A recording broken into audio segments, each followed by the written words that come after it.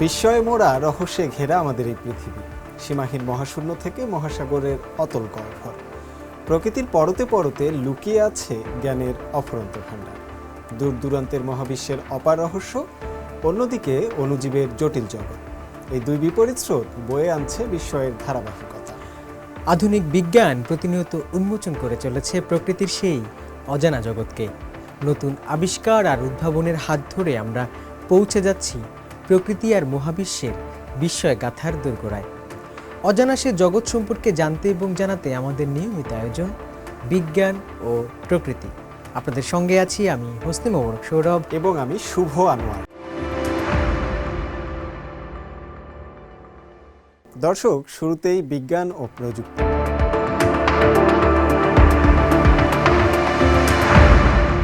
ভবিষ্যৎ মহাকাশ ভ্রমণ ও দীর্ঘমেয়াদী মহাকাশ জীবন মানুষের স্বাভাবিক জীবনধারায় কী ধরনের প্রভাব ফেলবে তা নিয়ে চলছে বিস্তর গবেষণা। এই রহস্যেরই উত্তর খুঁজতে চীনের মহাকাশ স্টেশন থিয়াংকংয়ে পাঠানো হয়েছিল 4টি ইঁদুর। সফল অভিযান শেষে তারা কেবল সুস্থভাবে পৃথিবীতে ফিরে আসেনি, বরং তাদের মধ্যে একটি স্ত্রী ইঁদুর মহাকাশে সুস্থভাবে ছানার জন্ম দিয়েছে। এই বীর ইঁদুর নভোচারীদের নামও ঘোষণা করেছে চাইনিজ একাডেমি অফ সায়েন্সেস, যা মহাকাশে প্রাণীর প্রজনন ও জীবনধারণ গবেষণায় এক নতুন মাইলফলক হিসেবে বিবেচিত হচ্ছে। বিস্তারিত থাকছে আফরিন মিমের কণ্ঠে।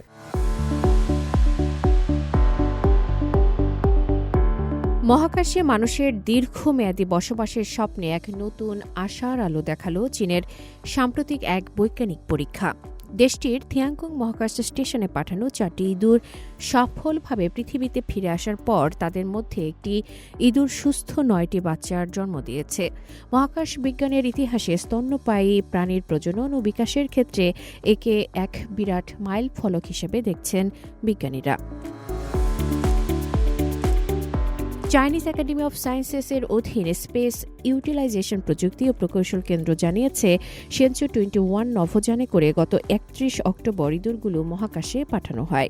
চীনের মহাকাশ স্টেশনে বিশেষভাবে তৈরি আবাসে কিছুদিন কাটানোর পর 14 নভেম্বর তারা পৃথিবীতে ফিরে আসার পর গত 10 ডিসেম্বর একটি মা ইঁদুর 9টি বাচ্চার জন্ম দেয়। এর মধ্যে 6টি বাচ্চা বর্তমানে সুস্থ ও সক্রিয় রয়েছে, যাকে স্বাভাবিক হার হিসেবেই গণ্য করা হচ্ছে।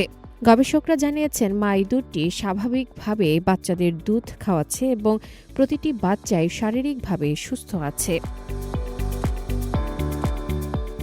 চাইনিজ একাডেমি অফ সায়েন্সেসের ইনস্টিটিউট অব জিওলজির উপপরিচালক ওয়াং হংমেই জানান, তাদের প্রধান লক্ষ্য ছিল মহাকাশের পরিবেশে স্তন্যপায়ী প্রাণীরা শারীরিকভাবে কীরকম পরিবর্তিত হয় এবং সেখানে তারা বংশ বৃদ্ধি করতে পারে কিনা তা যাচাই করা। তিনি গবেষণার ধাপগুলো ব্যাখ্যা করে বলেন, ছোট স্তন্যপায়ী প্রাণীদের নিরাপদে মহাকাশে পাঠানো এবং জীবিত ফিরিয়ে আনা হয়েছে। গর্ভবতী ইঁদুর মহাকাশে পাঠানো যাতে দেখা যায় তারা সেখানে বাচ্চা জন্ম দিতে পারে কিনা। ওই মিশনে কিছু অপ্রত্যাশিত চ্যালেঞ্জও ছিল।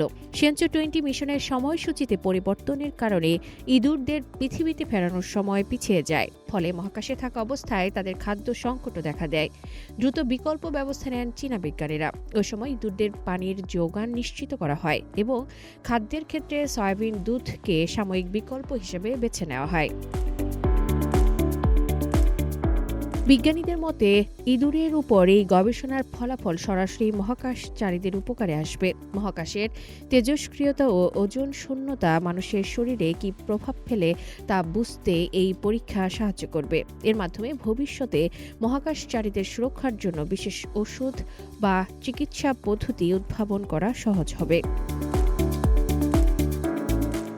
এদিকে মহাকাশ সফল অভিযান শেষে বীর দর্পেই ফেরার 4 ইঁদুর নভোচারীর নাম আনুষ্ঠানিকভাবে ঘোষণা করেছে চাইনিজ একাডেমি অফ সায়েন্সেস। সম্প্রতি এক অনুষ্ঠানে তাদের নাম ও কার্টুন চিত্র প্রকাশের মাধ্যমে উদযাপন করা হয় তাদের বীরত্ব। ইঁদুরগুলোর নাম ওয়াং থিয়ান লান ইউয়ে, চুই ইউন এবং চুমেং। নামের অর্থ যথাক্রমে আকাশের পানে চেয়ে থাকা, চাঁদকে ছোঁয়া, মেঘের পিছু ছোটা এবং স্বপ্নকে অনুসরণ। সিনহুয়া নিউজ এজেন্সির মাধ্যমে সাধারণ মানুষের কাছ থেকে প্রস্তাবিত নামের মধ্য থেকে 4টি নাম চূড়ান্ত করা হয়েছে। ইঁদুরগুলোর কার্টুন চিত্র উন্মোচন করা হয় এদিন। গবেষকরা এখন এই ইঁদুর ছানাগুলোর বেড়ে ওঠা এবং তাদের শারীরিক পরিবর্তন নিবিড়ভাবে পর্যবেক্ষণ করবেন। এমনকি এই ছানাগুলো বড় হয়ে স্বাভাবিকভাবে বংশবৃদ্ধি করতে পারবে কিনা তাও পরীক্ষা করা হবে। এর ফলে মহাকাশ ভ্রমণের প্রভাব পরবর্তী প্রজন্মের উপর পড়ে কিনা তা জানা সম্ভব হবে। আফরিন মিম, CMG বাংলা। গভীর সমুদ্রের তলদেশে খনিজ সম্পদের ভাণ্ডার এবং সামুদ্রিক জীববৈচিত্র্য নিয়ে নতুন বৈজ্ঞানিক তথ্য ও দুর্লভ ভিডিও ফুটেজ প্রকাশ করেছে চীন। দেশটির অত্যাধুনিক গবেষণা জাহাজ হাইয়াং তিচি 6-এর 15তম অভিযানে সমুদ্রতলে লুকিয়ে থাকা বিপুল খনিজ সম্পদ এবং সামুদ্রিক জীববৈচিত্র্যের নতুন সব তথ্য উঠে এসেছে। দীর্ঘ 95 দিনের এই সমুদ্রযাত্রায় জাহাজটি প্রায় 12,673 নটিক্যাল মাইল পথ অতিক্রম করেছে। গবেষক দলটি গভীর সমুদ্রের পরিবেশগত মানদণ্ড থেকে শুরু করে সমুদ্রের তলদেশে নানা নমুনা সংগ্রহ করেছে। বিস্তারিত থাকছে আমার করা আরও একটি প্রতিবেদনে। সমুদ্রের অতল গভীরে লুকিয়ে থাকা রহস্য উন্মোচনে বড় সাফল্য পেয়েছে চীনের গবেষণা জাহাজ হাইয়াং তিচি 6। সম্প্রতি জাহাজটির 15তম অভিযানের কিছু বিরল ভিডিও ফুটেজ প্রকাশ করা হয়েছে, যেখানে সমুদ্রের গভীর তলদেশের খনিজ সম্পদ এবং বিচিত্র সব সামুদ্রিক প্রাণীর দেখা মিলেছে। এই অভিযানের দ্বিতীয় ধাপে দীর্ঘ 95 দিন ধরে জাহাজটি সমুদ্রের বুকে প্রায় 12,673 নটিক্যাল মাইল পথ পাড়ি দিয়েছে। পুরো সময় জুড়ে গবেষকরা সমুদ্রের একদম গভীর তলদেশের পরিবেশ কেমন, সেখানকার পানি ও মাটি কেমন তা নিয়ে অনেক তথ্য সংগ্রহ করেছেন। এছাড়া তারা বিশেষ ধরনের খনিজ এবং সেখানে বাস করা অদ্ভুত সব প্রাণীর নমুনাও সংগ্রহ করেছেন। মজার ব্যাপার হলো এই কঠিন কাজগুলো মানুষের বদলে করা হয়েছে গভীর সমুদ্রের রোবট দিয়ে, যা সমুদ্রের তলদেশের সব দৃশ্য ক্যামেরায় রেকর্ড করে এনেছে। প্রকাশিত ভিডিও ফুটেজের প্রথম অংশে সমুদ্রের 4000 থেকে 6500 মিটার গভীর তলদেশের দৃশ্য দেখা গেছে। সেখানে মাটির ওপর ছড়িয়ে ছিটিয়ে থাকা আলুর মতো দেখতে ছোট ছোট কিছু পিণ্ড দেখা গেছে, যেগুলোকে বিজ্ঞানীরা পলিমেটালিক নোডুলস বলেন। এই গাঢ় বাদামি বা কালো রঙের পিণ্ডগুলো সাধারণত গোলাকার বা ডিম্বাকৃতির হয় এবং লম্বায় 3 থেকে 10 সেন্টিমিটারের মতো হয়ে থাকে। এগুলো মূলত লোহা এবং ম্যাঙ্গানিজের মিশ্রণে তৈরি হলেও এর ভেতরে কোবাল্ট, নিকেল এবং তামার মতো অত্যন্ত মূল্যবান এবং গুরুত্বপূর্ণ ধাতু প্রচুর পরিমাণে রয়েছে। এই ছোট ছোট পিণ্ড বা নোডিউলগুলো সমুদ্রের তলদেশে থাকা সবচেয়ে বেশি পরিমাণের খনিজ সম্পদ। ভবিষ্যতে এগুলো বাণিজ্যিকভাবে ব্যবহারের বিশাল সম্ভাবনা রয়েছে। চীনের জন্য এগুলো অত্যন্ত গুরুত্বপূর্ণ, কারণ দেশের খনিজ সম্পদের নিরাপত্তা নিশ্চিত করতে এবং ধাতুর চাহিদা মেটাতে এগুলো বড় ভূমিকা রাখবে। বৈজ্ঞানিক দিক থেকেও এগুলোর গুরুত্ব অপরিসীম। এক একটি নডিউল তৈরি হতে প্রায় 3 কোটি বছর বা তারও বেশি সময় লেগেছে। এই দীর্ঘ সময়ে সমুদ্রের পরিবেশ কেমন ছিল তা অনেকটা ডায়েরির মতো এই নডিউলগুলোর ভেতরে রেকর্ড হয়ে আছে। তাই এগুলো পরীক্ষা করে বিজ্ঞানীরা গত কোটি কোটি বছরের সমুদ্রের পরিবর্তন এবং খনিজ তৈরির রহস্য বুঝতে পারবেন। অন্য একটি ভিডিওতে দেখা গেছে গবেষকরা সমুদ্রের গভীর পানির প্রবাল বা কোরাল সংগ্রহ করছেন। এই প্রবালগুলো সাধারণত সমুদ্রের উপরিভাগ থেকে শুরু করে 1000 মিটারেরও বেশির গভীরতায় জন্মায়। সমুদ্রের একদম অন্ধকার আর হাড় কাঁপানো ঠান্ডার মধ্যেও এরা দিব্যি টিকে থাকে। এই প্রবালগুলো সমুদ্রের অনেক ছোট বড় প্রাণীর জন্য নিরাপদ বাসা বা থাকার জায়গা তৈরি করে দেয়। এছাড়াও এগুলো পরীক্ষা করে বিজ্ঞানীরা প্রাচীনকালের সমুদ্রের আবহাওয়া এবং পরিবেশ কেমন ছিল তা খুব সহজেই বুঝতে পারেন। এই অভিযানে গবেষকরা সমুদ্রের গভীর থেকে স্পঞ্জ সংগ্রহের অন্য একটি রোবট চালিত হাত ব্যবহার করেছেন। এই স্পঞ্জগুলো সাধারণত প্রবাল ও অ্যানিমোনের সঙ্গে মিলে সমুদ্রের গভীরে এক চমৎকার পরিবেশ তৈরি করে রাখে। বিজ্ঞানীরা এগুলো নিয়ে গবেষণায় খুব আগ্রহী, কারণ এই স্পঞ্জগুলো থেকে এমন কিছু প্রাকৃতিক উপাদান পাওয়া যেতে পারে যা ভবিষ্যতে জটিল রোগের ওষুধ তৈরি বা চিকিৎসা বিজ্ঞানে বড় পরিবর্তন আনতে পারে। গভীর সমুদ্রে কাজ করার প্রযুক্তি ও যন্ত্রপাতি এখন অনেক উন্নত হয়েছে। এর ফলে বিজ্ঞানীরা নিয়মিতই এমন সব নতুন নতুন জীব বা প্রাণের খোঁজ পাচ্ছেন যা বিজ্ঞানের জন্য অত্যন্ত মূল্যবান। এই গভীর সমুদ্রের প্রাণীদের গঠন, কাজ করার ধরন এবং তাদের জিন নিয়ে গবেষণা করলে প্রাণীর সৃষ্টি কিভাবে হয়েছিল এবং সময়ের সাথে তা কিভাবে বিবর্তিত হয়েছে সে সম্পর্কে আমরা আরও পরিষ্কার ধারণা পাব। শেষ পর্যন্ত এই গবেষণা পুরো চিকিৎসা ও জীবন বিজ্ঞানকে আরও এগিয়ে নিতে সাহায্য করবে। শেষ পর্যন্ত এই গবেষণা পুরো চিকিৎসা ও জীবন বিজ্ঞানকে আরও এগিয়ে নিতে সাহায্য করবে। বিজ্ঞানীরা জানিয়েছেন, এই নতুন আবিষ্কারগুলো কেবল খনিজ সম্পদের উৎস খুঁজে পেতেই সাহায্য করবে না, বরং সমুদ্রের পরিবেশ রক্ষা এবং জলবায়ু পরিবর্তন বুঝতেও বড় ভূমিকা রাখবে। 15তম এই অভিযান সফল সমাপ্তি চীনের সমুদ্র গবেষণাকে আরও এক ধাপ এগিয়ে নিয়ে যাবে।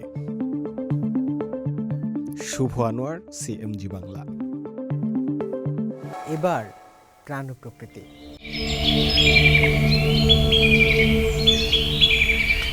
শীতের কারণে চীনের আনহুই প্রদেশের একটি প্রকৃতি সংরক্ষণ কেন্দ্রে থাকা এলিগেটরগুলোর জন্য নেওয়া হয়েছে বিশেষ ব্যবস্থা। প্রথম শ্রেণীর সুরক্ষিত এই প্রজাতি নভেম্বরের শেষ থেকে হাইবারনেশন বা শীত যাপনে যায়। তাদের এই শীত ঘুম স্থায়ী হয় মার্চ পর্যন্ত। বাইরের পানির তাপমাত্রা 10 ডিগ্রি সেলসিয়াসের নিচে নামলেই শুরু হয় এলিগেটর স্থানান্তরের কাজ। শীত বাড়তেই সরিয়ে নেওয়া হয়েছে সংরক্ষণাগারে থাকা ইয়াংজি এলিগেটরদের। নতুন উষ্ণ ঘরে তারা আরামসে কাটাতে পারবে তাদের শীতের ঘুমের সময়টা। ইয়াংজি এলিগেটর শুধু চীনের প্রথম শ্রেণীর সুরক্ষিত প্রাণী। ইয়াংজি নদীর মধ্য ও নিচের অংশে বাস করে এরা। ডিসেম্বরের শুরুতে শীত ঘুম যায় এরা, মার্চ পর্যন্ত গড়তে থাকে। বাইরের পানির তাপমাত্রা 10 ডিগ্রি সেলসিয়াসের নিচে নামলে তাদের শীতকালীন ঘরে নেওয়া হয়। সংরক্ষণ কেন্দ্রে এলিগেটরদের জন্য তৈরি করা হয়েছে উষ্ণঘর। এবছর ঘরের নিচের অংশে সাউন্ড ব্যারিয়ার বসানো হয়েছে। এর ফলে পরিষ্কার পরিচ্ছন্নতার সময় এলিগেটররা বিরক্ত হয় না। পরিবহনের সময় জীবাণুনাশ দিয়েও পরিষ্কার করা হয় প্রাণীগুলোকে, যাতে বাইরের জীবাণু শীত ঘরে না ঢোকে। এরপর করা হয় স্বাস্থ্য পরীক্ষা। কেন্দ্রটিতে এখন 10,000-এর বেশি খাঁচায় জন্মানো এলিগেটর আছে। 2003 সাল থেকে এগুলোকে আবার বনে ছাড়ার কাজ শুরু হয়েছে। হোসনে মোবারক সৌরভ, সিএমজি বাংলা।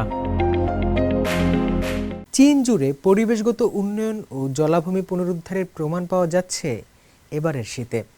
বিভিন্ন সংরক্ষণ এলাকায় বেড়েছে পরিযায়ী পাখির সংখ্যা।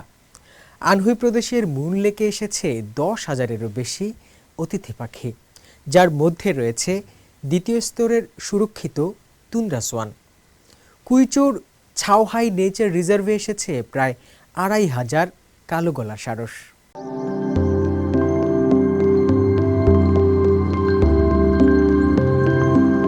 চীনের বিভিন্ন প্রকৃতি সংরক্ষণ এলাকায় পরিবেশের উন্নতি হয়েছে। এর প্রমাণ দিচ্ছে শীতের পরিযায়ী পাখিরা। আনহুই প্রদেশের শিচৌ শহরের মুন লেকে ইতিমধ্যে 10,000-এরও বেশি পরিযায়ী পাখি এসেছে। পানির ধারে পাখির ঝাঁক, কেউ পানি ঘেঁষে উঠছে, কেউ আকাশে। সর্বশেষ তথ্য অনুযায়ী এবছর 800-এরও বেশি তুন্দ্রা রাজহাঁস এসেছে এই লেকে। এরা চীনের দ্বিতীয় শ্রেণীর সুরক্ষিত পাখি। এছাড়া আছে ধূসর রাজহাঁস, সবুজ ডানা, টিল ও বক। কুচৌ প্রদেশের ছাওহাই জাতীয় প্রকৃতি সংরক্ষণ কেন্দ্রেও শীত নামার সঙ্গে সঙ্গে কালো গলার সারস বাড়ছে। এরা পাহাড়ি অঞ্চলের বিরল পাখি এবং চীনের প্রথম শ্রেণীর সুরক্ষিত প্রাণী। তথ্যমতে গত সপ্তাহের মাঝামাঝিতে ছাওহাইতে এদের সংখ্যা প্রায় 2,500 ছাড়িয়েছে। ছাওহাই এলাকা একটি গুরুত্বপূর্ণ ও স্বাভাবিক উচ্চভূমির জলাভূমি। এটি কালো গলার সারসের প্রধান শীতকালীন আশ্রয়স্থল। সাম্প্রতিক বছরগুলোতে এখানকার জলাভূমি রক্ষায় প্রশাসন উল্লেখযোগ্য সাফল্য পেয়েছে। এতে করে বেড়েছে পাখির সংখ্যা ও বৈচিত্র্য। এখন শীতকালে এখানে 1,00,000-এরও বেশি পরিযায়ী পাখি আসে।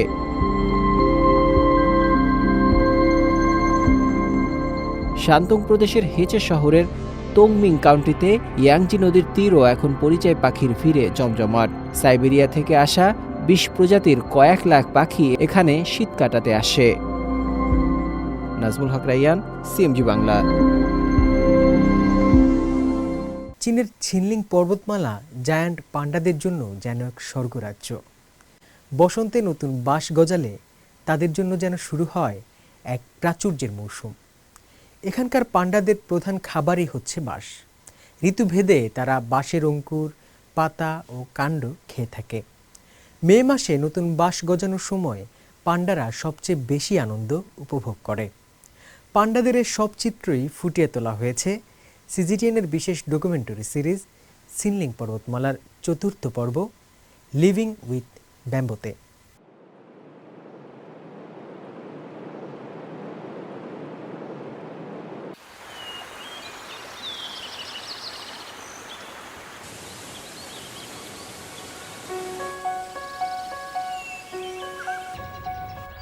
বসন্তকালে ছিনলিং পর্বতমালার চূড়ায় বাঁশ থেকে নতুন পাতা গজায়।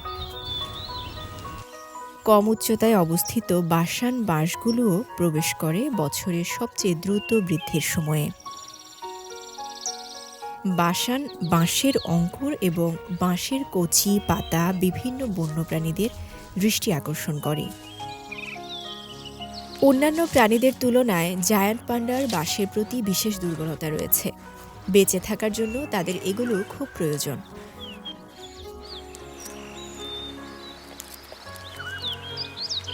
বন্য পরিবেশে জায়ান্ট পান্ডা 50টিরও বেশি প্রজাতির উদ্ভিদ খেয়ে থাকে। তবে তাদের বার্ষিক খাদ্য গ্রহণের 99%ই হচ্ছে বাঁশ।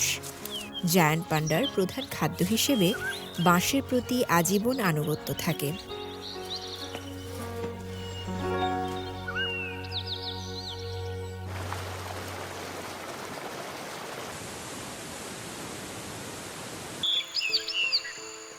জায়ান্ট পান্ডা অন্তত 80 লাখ বছর ধরে পৃথিবীতে টিকে আছে। একসময় তারা ছিল মাংসাশী প্রাণী, তবে বছরের পর বছর বিবর্তনের পরেও তাদের এখনও সেই মাংসাশী প্রাণীদের মতো সাধারণ হজম প্রক্রিয়া রয়েছে। কম পুষ্টিগুণ সম্পন্ন বাঁশেই পান্ডার একমাত্র প্রধান খাদ্য। পর্যাপ্ত শক্তি অর্জনের জন্য একটি প্রাপ্তবয়স্ক পান্ডাকে প্রতিদিন প্রায় 50 থেকে 70 কেজি বাঁশ খেতে হয়, যা তাদের শরীরের প্রায় অর্ধেক ওজনের সমান।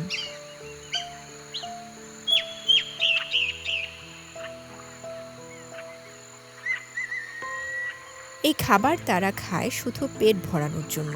জায়ান্ট পান্ডা দিনের প্রায় 14 ঘন্টা ধরে বাঁশের ডালপালা এবং পাতা চিবিয়ে কাটায়। দিনের বাকি সময়টা তারা মূলত স্বপ্নে বিভোর থাকে।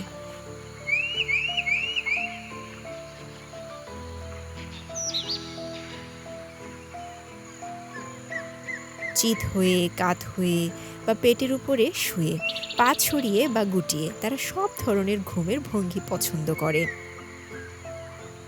তাদের জীবন হয় চিবানো নয়তো ঘুমানো। দৈত্যাকার পান্ডার প্রতিদিনের জীবন মোটামুটি এরকমই।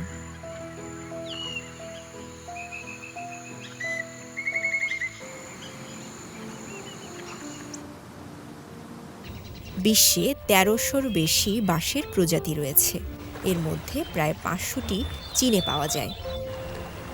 60টিরও বেশি প্রজাতির বাঁশ পান্ডার জন্য খাবার উপযোগী। পাতা, কাণ্ড এবং অঙ্কুর সবই জায়ান্ট পান্ডার খাবার। বসন্ত ও গ্রীষ্মকালে বাঁশের অঙ্কুর তাদের সবচেয়ে প্রিয় খাবার। শরৎকালে তারা মূলত বাঁশের পাতা খায়। যখন শীত আসে তখন তাদেরকে বাঁশের কাণ্ডের উপর নির্ভর করতে হয়।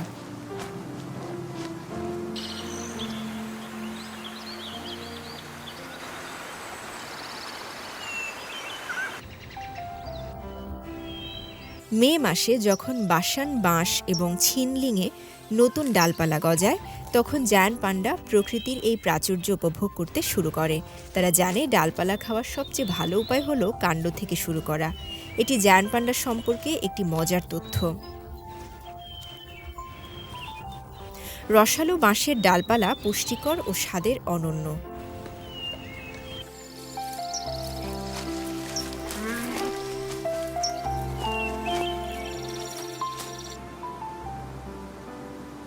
ছিনলিং পর্বতমালায় সুচারু বাঁশ, বাসান বাঁশ এবং ড্রাগন মাথার বাঁশ জায়ান্ট পান্ডাদের 3টি সবচেয়ে প্রিয় খাবার। বিভিন্ন উচ্চতায় জন্মানোর কারণে তারা বছরের বিভিন্ন সময়ে অঙ্কুরিত হয় মে মাস থেকে শুরু করে ৩ মাস ধরে। দৈত্যাকার পান্ডারা বিলাসবহুল বাঁশ ঝাড়ে ঘুরে বেড়ায়, তাজা বাঁশের ডালপালা খুঁজে বের করে এবং তৃপ্তি সহকারে খায়। বছরের এই সেরা সময়ে তারা পুরোপুরি আনন্দ উপভোগ করে।